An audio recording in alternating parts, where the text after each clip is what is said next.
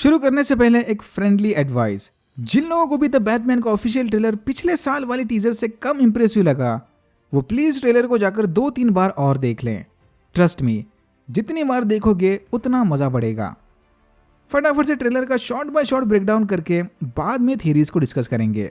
Opening shot में हमने देखा कि रिडलर मस्त आराम से गॉथम सिटी के डाइनर में बैठा कॉफी पी रहा था कि तभी गॉर्डन और जीसीपीडी ने आकर उसे धर दबोचा। पूरे सीन को देखकर लग रहा था कि रिडलर जानबूझकर खुद अपनी मर्जी से पकड़ा गया।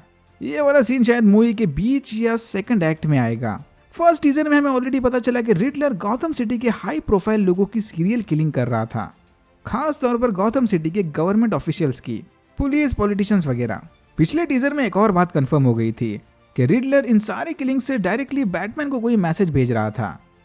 रिडलर जो भी गेम खेल रहा था, बैटमैन खुद भी उसका पार्ट है। कैसे, वो हम आगे बात करेंगे। ऐसी जबरदस्त प्लानिंग करने के बाद रिडलर थोड़ी ना इतने आसानी से कॉफी पीते हुए पकड़ा जाएगा। Everything is planned. अगले सीन में गॉर्डन किसी रैंडम बिल्डिंग पर खड़ा बैट सिग्नल के जरिए बैटमैन को बुला रहा था। रैंडम बिल्डिंग क्योंकि ओरिजिनली बैट सिग्नल को जीसीपीडी के छत पर होना चाहिए था। इस मूवी में हम बैटमैन के एकदम शुरुआती सालों को देखेंगे। ब्रूस वेन को बैटमैन बने बस 1-2 साल ही हुए होंगे। शायद इसीलिए गॉर्डन ने अभी तक बैट सिग्नल को जीसीपीडी के छत पर नहीं लगवाया। या तो ऐसा भी हो सकता है कि ये शॉट भी मूवी के बीच का होगा। किसी वजह से पुलिस का बैटमैन पर से भरोसा उठ गया और उन्होंने बैट सिग्नल को अपने छत से हटा दिया। टीजर और ट्रेलर दोनों में ही हमने गॉथम पुलिस डिपार्टमेंट के 2 अलग अलग रूप देखे। पहले वो खुद बैटमैन को बुलाकर रिडलर को पकड़ने उसकी मदद ले रहे थे, फिर किसी वजह से बैटमैन की जान के दुश्मन बन गए। इसके पीछे शायद रिडलर या ऑसवाल्ड कॉबलपोर्ट एकेए पेंगुइन का हाथ होगा। जो भी हो, बैटमैन की बातें सुनकर लग रहा था कि इस सिग्नल को आसमान में देखते ही गॉथम के क्रिमिनल्स की खटिया खड़ी हो जाती है। इस यूनिवर्स का बैटमैन अपने शुरुआती सालों में निहायत ही गुस्सैल और सैवेज सुपर हीरो था। बस कर भाई, इतना कौन मारता है। ईमो हेयरकट मतलब बैड बॉय। सिर्फ 2 साल में ही गॉथम सिटी के क्रिमिनल्स में ये साइन और बैटमैन के नाम की दहशत फैल गई। ये सफेद मेकअप लगाए गुंडे शायद ऑसवाल्ड कॉबलपोर्ट के अंडरवर्ल्ड गैंग के मेंबर होंगे। पता है, इन्हें देखते ही पहले जोकर का नाम दिमाग में आएगा, बट आई थिंक वो मेकअप बस ओमाज के लिए था। बैट सूट में लगा ये गैजेट भी काफी कूल है, टेजर चोक स्लैम। भाई इससे अच्छा मार ही देता। होपफुली इन क्रिमिनल्स के पास मेडिकल इंश्योरेंस होगा। नेक्स्ट सीन में बैटमैन रिडलर से मिलने आर्खम स्टेट हॉस्पिटल चला गया। यस, आर्खम असाइलम नहीं, आर्खम स्टेट हॉस्पिटल, जिसे हम स्टैंड अलोन जोकर मूवी में भी देख चुके हैं। अगर ये दोनों यूनिवर्स एक दूसरे के साथ कनेक्टेड होंगे, जिसके चांसेस बहुत ही कम है, तो शायद वो मेकअप लगाए गुंडे जोकर को अपना आइडल मानते होंगे। रिडलर ने बैटमैन को बताया कि वो काफी दिनों से उससे मिलने की कोशिश कर रहा था। इसके चलते रिडलर ने बैटमैन को ढेर सारे लेटर्स भी लिखे थे। रिडलर के उन कारनामों से बैटमैन काफी गुस्सा था। यहाँ बैटमैन के गुस्सा होने के 2 बड़े रीजंस हो सकते हैं। पहला और सबसे स्ट्रेट फॉरवर्ड कि बैटमैन उसके सीरियल किलिंग्स को लेकर गुस्सा है, बट ऐसा भी हो सकता है कि रिडलर ने पकड़े जाने से पहले और भी कोई बड़ा कांड किया होगा। हम ऑलरेडी देख चुके हैं कि रिडलर अपने शिकार को पहेलियों में अटका कर मारता है। शायद इसने किसी बड़े गवर्नमेंट ऑफिशियल या बैटमैन के किसी चहेते इंसान को मार दिया या फिर कहीं कैद करके रखा होगा। बैटमैन ने अगर टाइम पर पहेली नहीं सुलझाई तो वो मारा जाएगा या मारी जाएगी, ऐसा कुछ। इसीलिए इस सीन में बैटमैन इतना गुस्से में दिख रहा था। अगर ऐसा है तो इसका मतलब यह हुआ कि रिडलर ने ऑलरेडी बैटमैन की रियल आइडेंटिटी वाली पहेली सुलझा ली। वो जानता है कि उस मास्क के पीछे billionaire play boy Bruce Wayne है। ब्रूस, तुम भी इस गेम का हिस्सा हो। नेक्स्ट सीन में हमने किसी बिल्डिंग को धमाके में उड़ते देखा। मे बी बैटमैन को समय रहते यही धमाका रोकना था, बट वो फेल हो गया। पता नहीं क्यों, बट मुझे ये धमाके वाली लोकेशन गॉथम हार्बर के जैसी लग रही है। इधर ये भी कंफर्म हो गया कि सेलिना काइल एकेए कैटवुमन और बैटमैन के बीच ऑन एंड ऑफ रिलेशन चला है।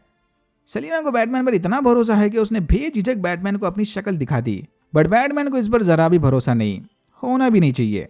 मैडम जी ने 2.5 मिनट के ट्रेलर में 3 बार हेयर स्टाइल चेंज कर दी, इंडिकेटिंग कि कैटवुमन बनने के अलावा सेलिना और भी अंडरकवर मिशंस को अंजाम दे रही थी। सेलिना के इस साइड मिशन के बारे में हम एंड में बात करेंगे, क्योंकि वो थोड़ा स्पॉइलर ही हो सकता है। ये सीन पक्का ट्रेलर के एंड में दिखाए कार चेस सीन के बाद वाला होगा। धमाके के बाद पेंगुइन जिंदा तो बच गया, लेकिन बैटमैन ने उसके चेहरे पर हमेशा के लिए अपनी छाप छोड़ दी। एल्फ्रेड ने ब्रूस को वार्निंग दी कि अगर ऐसा ही चलता रहा तो जल्दी ब्रूस अपने जान के साथ साथ सब कुछ खो देगा, बट ब्रूस को इसकी जरा भी फिक्र नहीं। एल्फ्रेड के स्कार्स को देख के पता चलता है कि इस यूनिवर्स का एल्फ्रेड भी बैडएस होगा।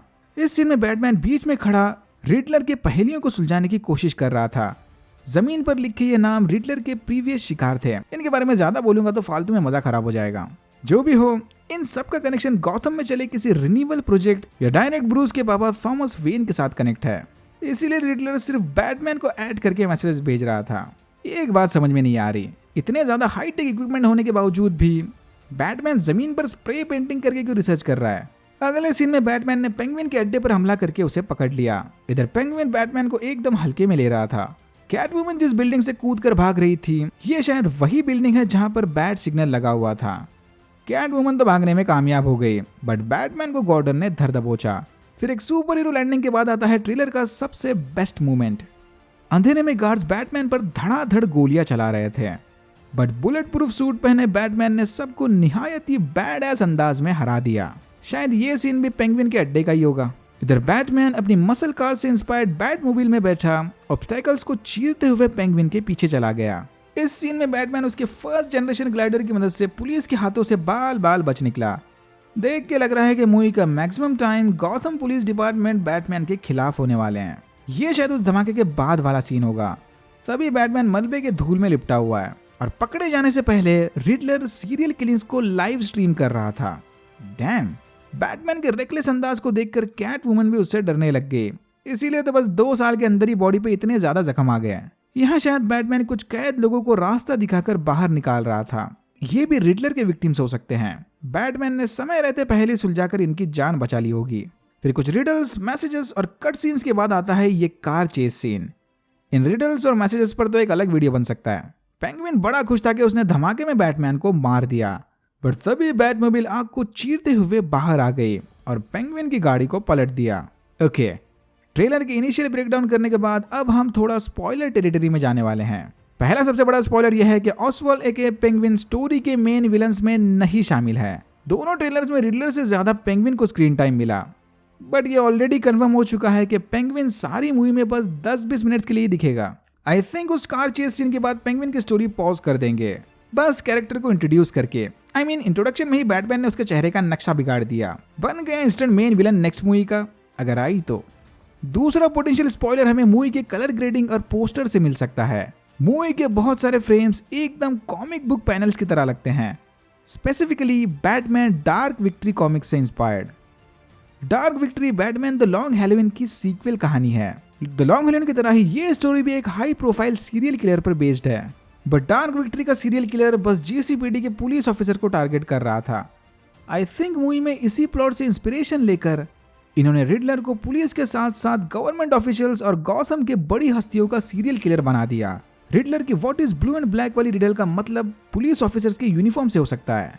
शायद इनडायरेक्टली क्रिएटर्स हमें डार्क विक्ट्री के हिंट्स दे रहे होंगे। ये वाली स्टोरी लाइन सेलिना काइल के आर्क के लिए भी बहुत मायने रखती है, क्योंकि द लॉन्ग हैलोवीन के एंड में सेलिना को पता चला, स्पॉइलर अलर्ट, कि वह कार्माइन फाल्कोनी और मारिया काइल की बेटी है।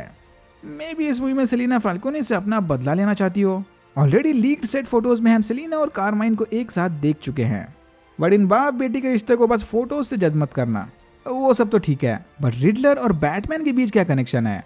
वो बैटमैन को क्यों टारगेट कर रहा था? अगर रिडलर के विक्टिम्स पर नजर डालें तो ये साफ हो जाएगा कि वो गॉथम के करप्ट ऑफिशियल्स का सफाया कर रहा था। No more lies. But Batman भी तो वही कर रहा था। क्या रिडलर को ऐसा लगता है कि बैटमैन पैसे वाले करप्ट लोगों को अपनी ब्लाइंड आई दिखाकर, यानी इग्नोर करके, बस सिलेक्टेड क्रिमिनल्स को ही जस्टिस का पार्ट पढ़ा रहा था? इसलिए रिडलर उन करप्ट लोगों को पकड़कर बैटमैन तक पहुंचा रहा था कि देख, एक और करप्ट बंदे को मिस कर दिया तुमने।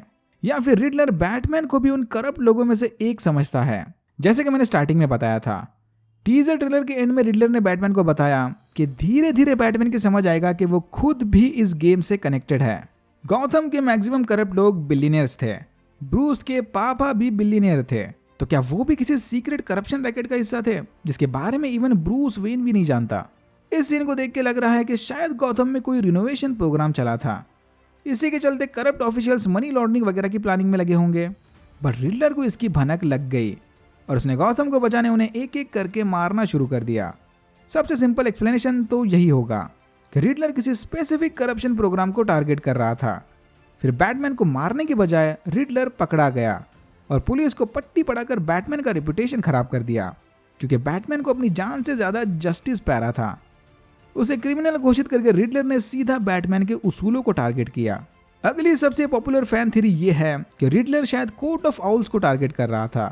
कोर्ट ऑफ आउल्स मतलब सिंपल भाषा में गौतम सिटी के इल्यूमिनाटी ग्रुप।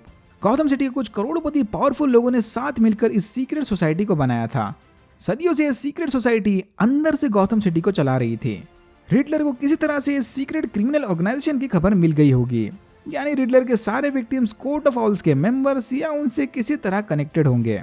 ट्रेलर में स्टोरी लाइन को कनेक्ट करने वाले दो बड़े सबूत हैं। कॉमिक्स में ब्रूस वेन गौतम सिटी को पूरी तरह से रिनोवेट करना चाहता था, पर ऐसा करने से कोर्ट ऑफ आउल्स के सारे सीक्रेट ऑपरेशंस चौपट हो जाते हैं। तो उन्होंने ब्रूस वेन को मारने उनके असासिन यानी टैलन को भेज दिया। ये रिन्यूअल या रिनोवेशन शायद इसी गौतम रीबिल्डिंग प्रोग्राम का हिंट होगा। और दूसरा बड़ा हिंट है बैटमैन का ये स्पेशल गाउंटलेट। कॉमिक्स में टैलन बिल्कुल ऐसा ही सेम टू सेम गाउंटलेट पहनता था। ट्रेलर में बाकी सब तो एकदम अंधेरे में था, बट ये गाउंटलेट का एकदम क्लियर शॉट दिखाना मुझे नहीं लगता कि बस इत्तेफाक होगा। अगर कोर्ट ऑफ आउल्स इस मूवी के मेन विलेन नहीं हुए तब भी उनका ऑफिशियल बिग स्क्रीन इंट्रोडक्शन काफी बड़ा स्टेप हो सकता है। अगर पोस्ट क्रेडिट सीन में भी इनकी झलक दिखा दी तो भाई मजा आ जाएगा। Alright, that's it for now. अगर आपकी वीडियो अच्छा लगा तो please like channel subscribe for more videos like this. मैंने ऐसे और भी वीडियोस बनाए जिनके लिंक्स आपको डिस्क्रिप्शन बॉक्स में मिल जाएंगे। Thank you very much for watching and I am hoping to see you in my next one.